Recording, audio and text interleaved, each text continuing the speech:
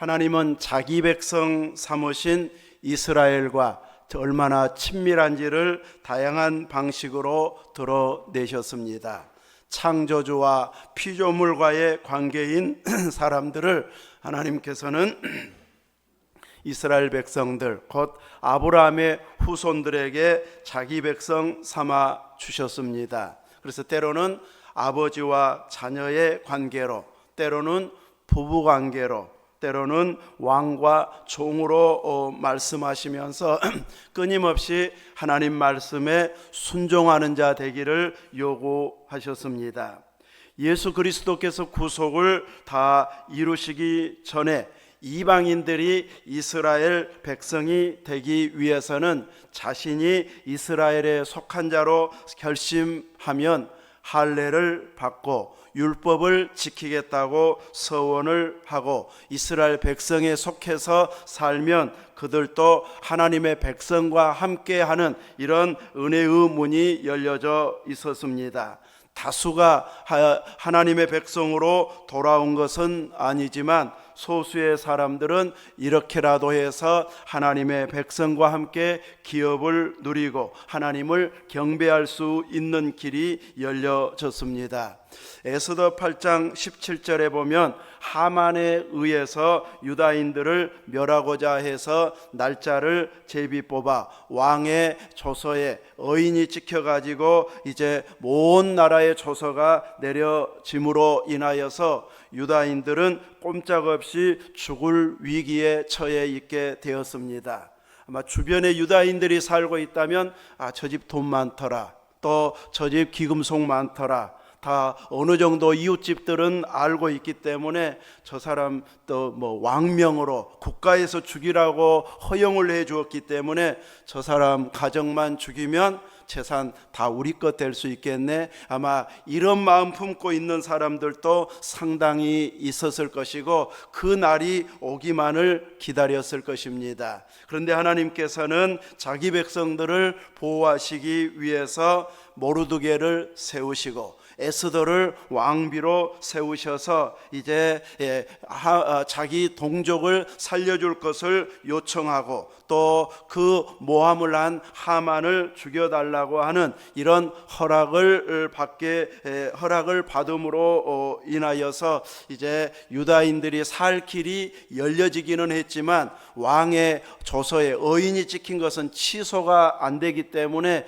유대인들을 죽여도 죄가 되지 않는 상황에서 또 하나의 조서를 만들어 가지고 이번에는 유다인들로 하여금 이제 자기들을 대적자들을 얼마든지 죽일 수 있는 것을 허락해 줌으로 인하여서 유다인들이 먼저 그 일을 시행함으로 인하여서 이전에 내려진 조서를 이제 그대로 행할 엄두를 내지 못한 이런 상황 가운데 이제 유다인들은 살아나게 되고 유대인들을 멸하려고 했던 대적들은 이제 유대인들을 죽이려고 준비했다가 오히려 역전을 당해서 죽임당하는 이런 일을 당하게 되어졌고, 이 날을 기념해서 이스라엘 백성들은 불임절이라고 하는 새로운 절기를 만들어서 지키게 되어졌고, 그때 본토 백성이 유다인들을 두려워하여 유다인 되는 자가 많더라. 에스더서에 보면 이렇게 기록하고 있습니다. 숫자까지는 자세하게 언급하고 있지는 않아도 그 상황을 보면서 유다인 되는 것이 낫겠다 해서 유다인 되는 자가 많았다고 기록하고 있습니다. 가나안 땅을 정복했을 때 유대인이 아니면서 가나안 사람이면서 유대에 속한 이스라엘에 속한 자로 살았던 부족들이 있는데 어느 거민이었습니까? 기브온 거민들. 항복을 미리 해가지고 속이기는 했지만 이미 약정까지 다 끝내는 상황에서는 이스라엘 백성들이 죽일 수 없게 되어져서 비록 허드렛 일은 할지라도 이스라엘과 함께 사는 자가 되어졌습니다. 이제 기브온 거민이 많았을지 에스더 시대에 유다인 된 사람들이 더 많았을지는 모르지만 이렇게 다수가 한꺼번에 유다인 되는 혹은 이스라엘 백성이 되는 이들이 있는 시대도 일도 있었습니다. 개인적으로는 라합과 같이 정탐꾼을 살려주면서 나와 부모 또 친족들 또 이 집에 모여온 모든 사람들을 살려달라고 하는 요청을 통해서 이렇게 함께 살아난 자들, 개별적으로나 가족적으로 살아난 이런 사람들도 있었습니다. 이렇게 이스라엘 백성들, 아브라함의 후손이 아닌데도 불구하고 저들이 섬기는 하나님이 살아계신 것이 분명하고, 이스라엘 사람들의 신앙을 보니까 우리도 저 하나님을 믿어야 살겠구나, 이것이 보여진 사람들은 결단하여 이스라엘과 함께하기로 작정된 자들은 결코 거절하지 않고 그들도 하나님을 경외할 수 있는 길이, 문이 열려지게 해 주었습니다. 비록 수는 많지 않을지라도 들어오는 문은 열려있는 이런 은혜를 구약에도 허락해 주고 있습니다.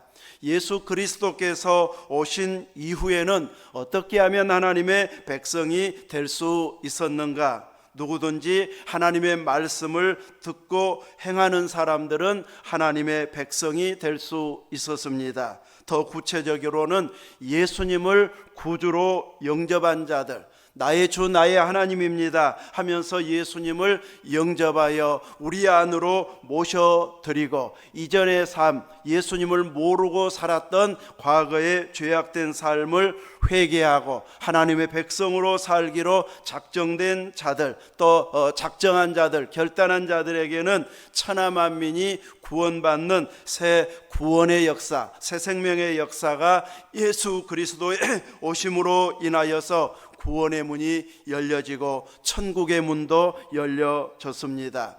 예수님 오시기 전에는 천국이다, 지옥이다, 이 표현들이 거의 없었습니다. 그런데 예수님이 오심으로 인하여서 회개하라, 천국이 가까웠느니라, 세례 요한의 외침과 예수님의 증거를 통하여서 비로소 천국의 문이 열려졌고, 예수님의 구원의 구속의 완성으로 인하여서 누구든지 온 세계 사람들이 예수님만 구주로 영접하면 하나님의 백성이 될 수 있는 새로운 백성의 문이 열려지는 은혜가 예수님으로 말미암아 이루어지게 되어졌고, 그래서 사도들에게도 예수님은 승천하시면서 땅끝까지 제자 삼으라, 예수님을 믿게 복음을 전하도록 마지막 사명을 그들에게 주시고 예수님은 승천하셨습니다. 이 말씀이 처음 증거되어졌을 때는 이스라엘 백성들에게는 충격이고 잘 받아들여지지도 않는, 이건 너무 충격이다, 그럴 수는 없다, 아마 이런 마음이었을 것입니다. 아브라함의 후손이 아닌데 어떻게 하나님의 백성이 될 수 있단 말인가? 이것은 이제 그냥 받아들이기가 결코 쉽지 않은 일이었고, 그 안에 성령님께서 역사하시고 예수님을 구주로 영접한 자들에게는 자연스럽게 받아들여지게 되고, 한번 받아들여지게 되어지면 마음의 문이 넓혀져서 이제는 모든 이들에게 이 복음을 전해야 되겠구나. 그래서 무시했던 사마리아인들에게도 헬라인들에게도 모든 이방인들에게도 가서 전하기를 열망하는 이런 열정들이 생겨나는 이런 놀라운 은혜가 임하게 되어졌습니다.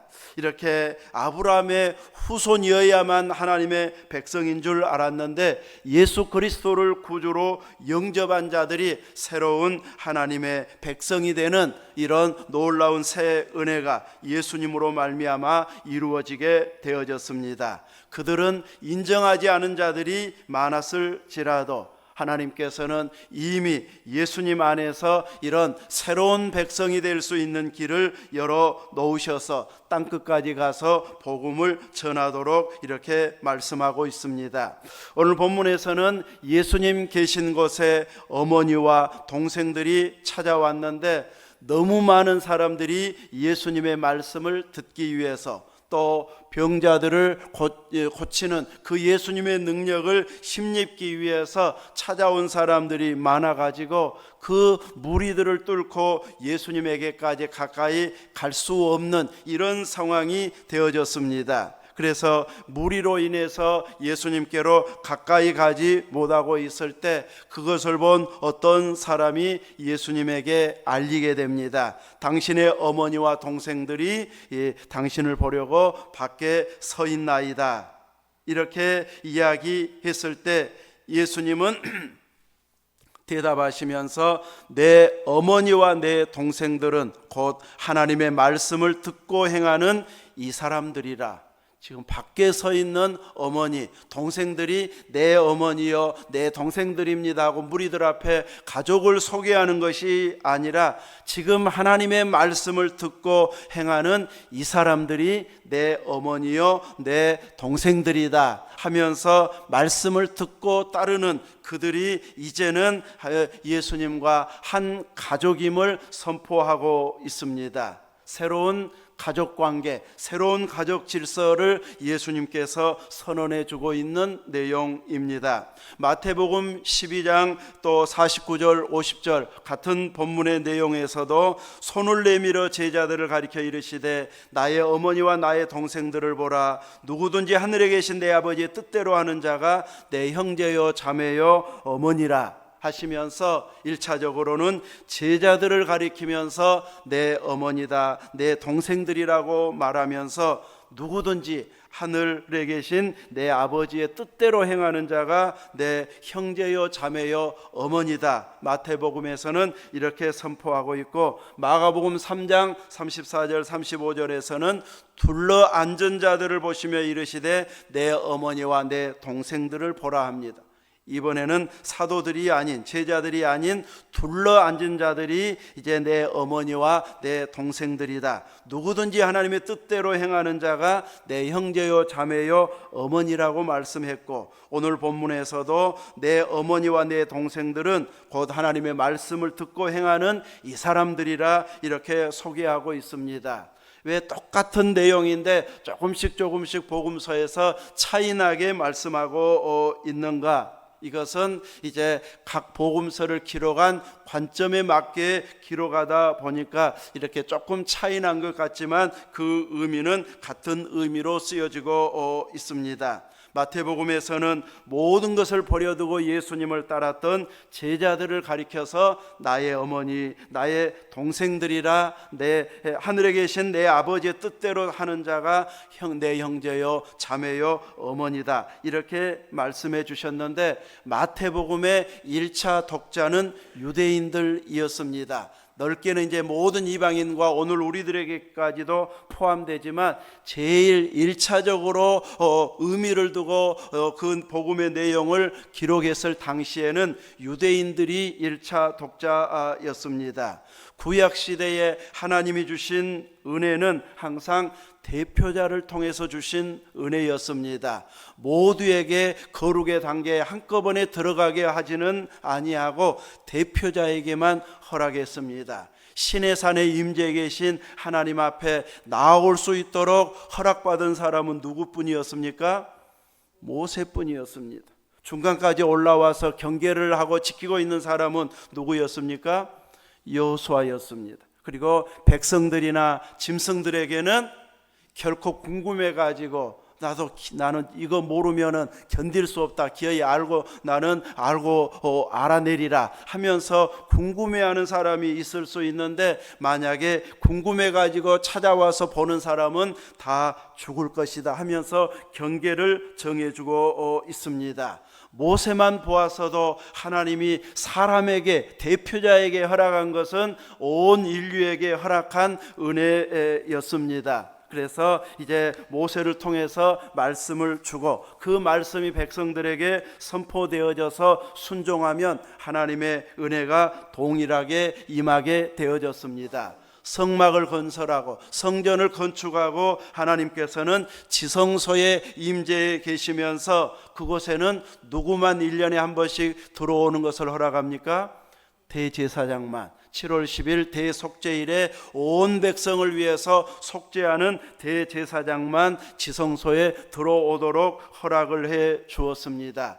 이제 대제사장에게 허락한 은혜는 대표자에게만 허락했지만 실은 온 이스라엘 백성들에게 허락해 준 은혜였습니다. 본인들이 직접 나아갈 수는 없지만 대표자를 통해서 하나님의 은혜를 경험하게 하는 것, 이것이 구약의 은혜 주시는 방편이었습니다.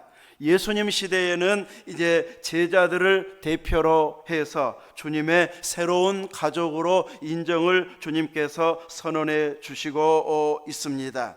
그러면서 이제 이방인을 위해서 기록했던 누가는 이제 이 제자들을 향해서 내 어머니다, 내 형제라고 말하는 것이 아니라 하나님의 말씀을 듣고 행하는 이 사람들이 내 어머니고 내 동생들이라 하면서 누구든지 말씀을 듣고 순종하며 영접하며 따르는 자들이 이제는 예수님의 어머니요 형제들이다, 한 가족이 되어진다는 것을 선언해 주어서 이제는 모든 이방인들에게 복음을 전파해야 된다는 것을 이렇게 복음 전파를 통해서 말씀해 주고 있습니다. 예수님 말씀대로 천국에서는 시집가고 장가갑니까? 천국은 시집가고 장가가고 자녀를 출산하는 나라가 아니고 시집도 장가도 가지 아니하고 모두가 누구와 같다? 천사와 같다고 말합니다. 이렇게 천국에서는 하나님을 경배하는 모든 천국 백성들이 한 가족이요, 함께 하나님을 예배하고 경배하고 찬양하는 한 가족 공동체요, 주님과 한 몸의 공동체임을 선포해 주면서 모두가 주님과 가장 친밀한 가족 관계임을 말씀해 주고 있는데, 그 은혜가 우리에게까지 이렇게 이루어졌다고 하는 것이 감사할 일이고 놀라운 일이고 감격적인 일임을 알아야 할 것입니다. 예수 그리스도를 나의 주님 나의 하나님으로 영접한 우리들도 이제는 예수님과 한 가족이 되어졌습니다. 그래서 우리는 하나님을 나의 누구라고 부를 수 있습니까? 아빠, 아버지다, 나의 아빠, 아버지, 이렇게 부를 수 있는 가족관계가 되어졌습니다. 대통령이, 재벌 총수가 나의 아버지만 되어줘도 물려받은 유산이 어마어마합니다.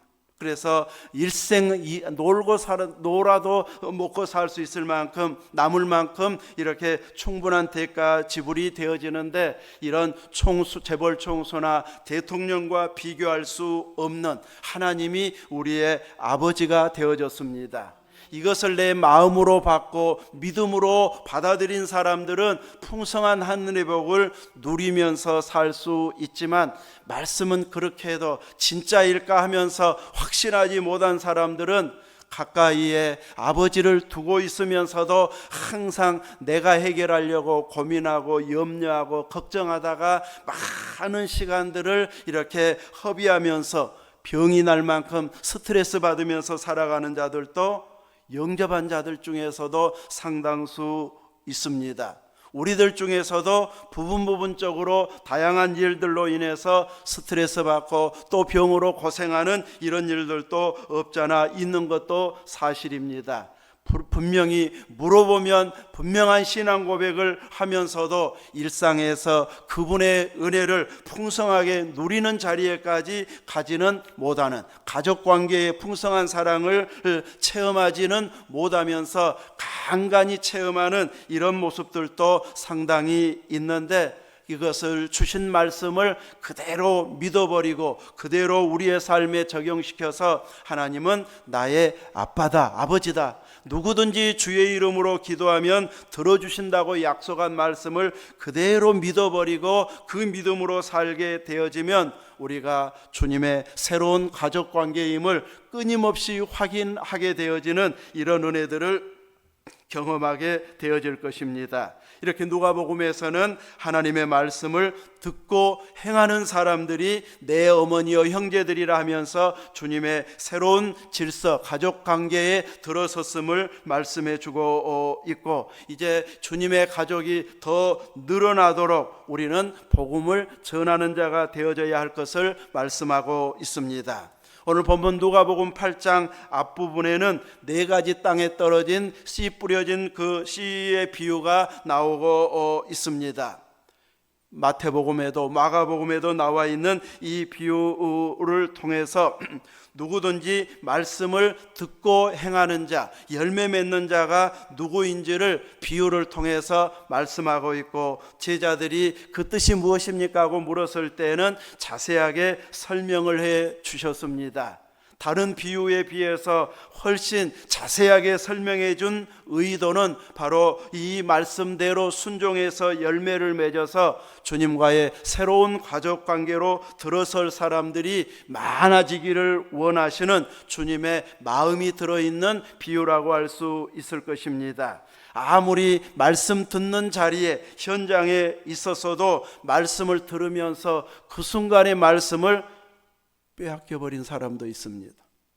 시간 내서 또 준비해 가지고 이 은혜의 자리에까지 왔는데도 불구하고 하나님의 말씀이 전파되는 순간 적어도 그 개인 누구누구에게는 말씀이 빼앗겨져 버리는 이런 사람들이 있다고 비유를 들어 말씀하고 있습니다. 그런 사람은 어디에 뿌려진 씨와 같다고 말합니까? 길가에 뿌려진 씨와 같다. 씨를 뿌리다 보면은 지금은 막 기계로도 뿌리고 그러지만 직접 손으로 뿌리면 이제 이 반 모퉁이에서는 길가로 떨어지는 씨앗들이 상당히 있기도 합니다. 밭 안에 뿌려진 씨앗과 비교하면 많은 양은 아닐지라도 일부는 길가에 뿌려진 씨와 같은 이런 씨가 있는데, 주님의 새로운 가족이 되기를 원치 않는 방해자가 있어서 그 방해가 얼마나 심한지를 비유를 통해서 주님은 해설해 주고 있습니다. 한 사람이라도 주님의 가족이 되지 못하도록 노리는 자가 있다는 것, 방해하는 자가 있다는 것을 보여주고 있습니다. 그래서 길가에 뿌려졌다고 하는 것은 마귀가 그 뿌려진 씨를 얼른 빼앗아가 버리는 자들과 같다고 말합니다.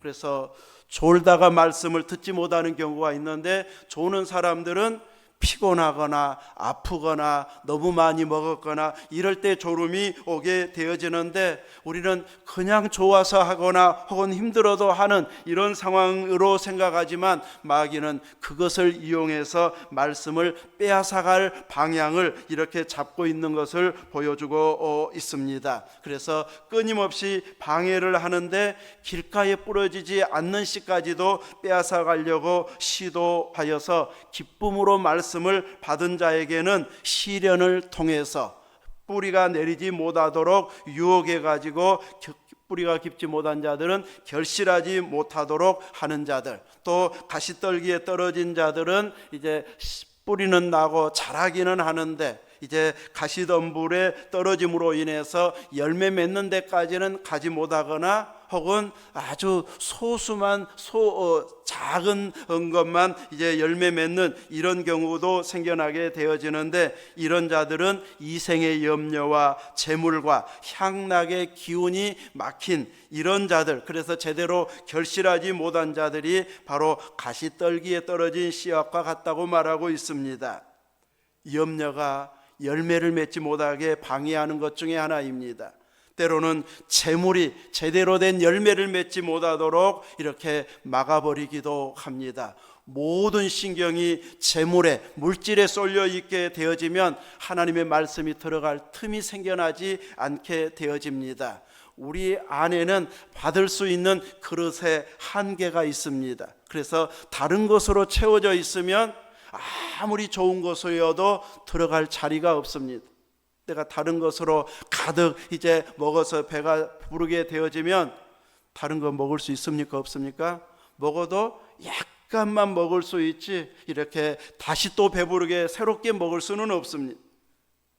그런 것처럼 하나님의 은혜가 아닌 다른 것으로 채워져 있고, 염려로 채워져 있고, 물질로 채워져 있고, 세상의 향락으로 채워져 있으면 말씀이 들어도 들려줘도 들려지지 않는, 깨달아지지 않는 이런 것이 되어진다는 것을 말하고 있습니다. 그러나 착하고 좋은 마음으로 말씀을 듣고 지키어 인내로 결실한 자들은 누가복음에서는 몇 배로 결실한다고 말합니까?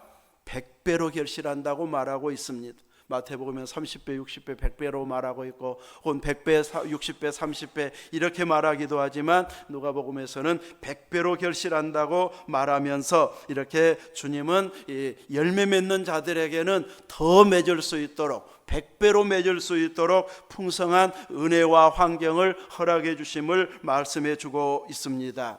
예수님의 부활 때에도 부활의 소식을 들었음에도 불구하고 확신하지 못한 자들이 상당수 있었습니다. 죽으면 끝이라고 하는 세상 사람과 똑같이 생각을 했기 때문에 예수님이 살아있을 때 말씀했음에도 불구하고 믿지 못하고 있고, 또 부활하신 주님을 만났다고 하는 여인들의 말을 들었음에도 불구하고 그래도 믿지 못하는 이런 제자들이 있었고, 그 중에 대표들은 엠마오로 가던 두 제자들이었습니다. 예수님께서 말씀을 풀어주시면서 그들에게 미련하고 선지자들이 말한 모든 것을 마음에 더디 믿는 자들이여, 두 제자들을 향해서 미련한 자라고 책망합니다. 선지자들이 이미 부활의 말씀을 전해 주었고 예수님도 전해 주었는데 그 모든 것을 마음에 더디 믿는 자들이라고 책망하고 있습니다. 이것은 막 비난하는 것처럼 들려지는 말이기는 하지만 다른 편으로 보면 그들이 빨리 주님의 가족이 되어져서 확신 있게 부활을 선포하는 이런 전도자가 되기를 원하는 주님의 사랑의 마음이 너무 큰데 아직도 못 믿고 있으니까 미련하다, 선지자들이 말한 것을 마음에 더디 믿는 자들이다, 이렇게 냉정하게 책망하는 것 같지만 주님의 새로운 가족으로서 앞장서야 할 일꾼이 되어지기를 원하는 주님의 마음을 이렇게 표현하고 있습니다. 여러분은 예수님의 새로운 가족이 된 자들입니다. 이제 예수님을 영접한 우리 모두는 예수님과 한 가족입니다. 예수님은 더 가깝게는 우리 몸의 머리가 되고 예수님의 몸에 지체된 우리들이어서 이제는 주님과 한 몸의 관계로 살아가는 영광스러운 신분이 되어졌습니다. 여러분 육신의 가족들도 이렇게 모두가 예수님의 가족이 되어졌습니까? 주님의 새 가족이 된 자들만 천국에서도 영원히 볼 수 있게 될 것이고 그곳에서까지 하나님께 찬양하고 경배하는 자로 서게 될 것입니다. 그 은혜의 자리에 우리의 모든 육신의 가족들이, 형제들이, 나와 친하게 지내는 자들이 다 포함되어야 되지 않겠습니까? 하나님은 그들이 주님께 돌아와 주님의 새 가족이 되는 일에 여러분을 사용하시기를 원하고 있습니다. 여러분의 헌신과 결단의 기도와 복음 전파를 통해서 온 가족이 돌아오기를 열망하고 친구들이 또 이웃들이 돌아오기를 주님은 원하고 계십니다. 여러분처럼 바로바로 영접해 주면 염려할 것이 없는데 결코 영혼 구원이 쉽지만은 않은 것이 사실입니다. 누군가는 너무 쉽게 믿은 것처럼 받아들인가 하면 누군가는 죽어가면서까지 거절하는 자들도 있기도 합니다. 쉽게 되어지지 않기 때문에 누군가는 무거운 짐이고 눈물로 기도할 수밖에 없는 이런 상황으로 기도하고 있습니다. 하나님은 이런 방식을 통해서 이제 기도해도 소용없더라 하고 낙심하게 하는 것이 아니라 이 과정을 통해서 먼저 믿는 사람들의 신앙을 성장시키고 하나님을 더 깊이 만나게 만들고 그때 내가 전했어야 되는데 왜 그 기회를 놓쳤을까 하면서 다시 또 결단하게 하는 이런 기회를 통해서 우리를 사용하시고 성장시키는 아버지의 마음을 다시 한번 보고 깨닫게 하는 이런 상황으로 하나님은 사용하신다는 것을 알고 다시 기회를 주셨을 때에 놓치지 않는 우리들이 되어져야 할 것입니다. 주님은 말씀을 듣고 행하는 함께 모인 자들을 향하여서 내 어머니다, 내 동생들이라 하면서 선언해 주셨습니다. 주님이 말씀하시면 100% 그대로입니다. 주님의 가족이 틀림없습니다. 오늘 우리들에게도 이 선언을 이미 해 주셨고 이미 확증된 자들이라고 영접한 자들은 확신해도 될 것입니다. 이렇게 우리를 신뢰해서 남은 가정을 여러분들에게 맡기고 있습니다. 앞으로도 기회가 많은 것처럼 너무나도 여유 있게 가서는 안 될 것입니다. 여유 부리다가 그 기회를 놓쳐버리기 때문에 우리는 그 기도를 하루도 놓치지 않고 간절한 마음으로 기도하면서 그 영혼이 돌아올 수 있는 결정적인 은혜를 하나님께서 주시기를 열망하면서 기회를 잡는 자가 되어져야 할 것입니다. 이 일을 위해서 여러분에게 자주 전화하고 자주 만나는 자들을 붙여주시는 이런 영혼들도 있을 것입니다. 이런 자들을 예수님께로 인도해서 함께 말씀을 듣고 함께 하나님 말씀대로 행하는 이런 아름다운 공동체를 만들어가면서 이 말씀대로 순종해가는 과정들을 통해서 간증이 풍성해지는 이런 은혜가 여러분에게도 넘쳐날 수 있기를 주님의 이름으로 축원합니다. 아멘. 기도하겠습니다. 거룩하신 하나님, 우리를 예수 그리스도는 나의 구주, 나의 하나님이십니다. 나의 죄를 다 짊어지시고 십자가에 죽어주셨고 다시 부활하여 우리의 생명도 부활 생명이 되게 해주신 그 예수님의 약속대로 우리가 하나님의 자녀가 되어졌고 예수님과 한 가족이 된 영광스러운 신분이 되어졌음을 믿습니다. 우리만 이 영광을 누리고 끝나는 자 되지 아니하고 우리의 가까운 자들에게 또다시 복음을 전하여 함께 이 새로운 가족 관계를 풍성하게 누리는 자들이 계속해서 많아지면서 우리가 살아있는 동안에 온 가족 구원과 가까운 친구들과 이웃들이 돌아오는 생명을 보도록 우리를 사용하여 주시고 교회를 사용해 주시고 또 전도지가 사용되어져 많은 영혼들이 돌아오는 생명의 역사가 일어나게 해 주옵소서. 우리 구주 예수님 이름으로 기도하옵나이다. 아멘.